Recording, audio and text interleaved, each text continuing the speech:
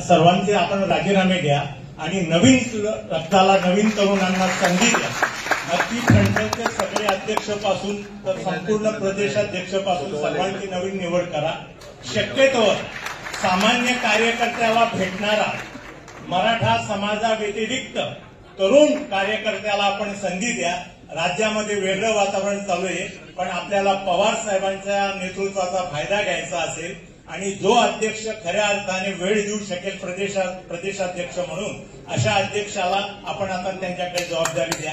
याचा अर्थ जयंत पाटील साहेब वेळ देत नव्हते असं अजिबात नाही, परंतु नवीन तरुणाला आता संधी द्या ही विनंती करतो। आणि एकच छोटी सूचना सांगतो साहेब, ज्याप्रमाणे सर्व मंत्री फिरत असतात आणि कॅबिनेटच्या मीटिंगच्या दिवशी ते इथे येतात, तर प्रत्येक जिल्ह्याची राज्यातली एक तारीख अशी ठरवून द्या की त्या दिवशी प्रत्येक जिल्हा कार्यकारिणीची मीटिंग झालीच पाहिजे आणि त्या दिवशी तालुकाध्यक्ष, विधानसभा क्षेत्र प्रमुख, या तालुक्याचे आमदार, खासदार यांनी कंपल्सरी हजर राहिलंच पाहिजे। अशी मीटिंग ठेवा, तरच आपली संघटना येईल। नाहीतर आपण कागदावर फक्त मोठे दिसतो, प्रत्यक्षात आपण मोठे दिसत नाहीत। जर आपण काम केलं आणि पवार साहेबांसारखं नेतृत्व मिळालंय तरच आपला फायदा होईल, असं मी आपल्याला सांगून माझे बोलणं थांबतो।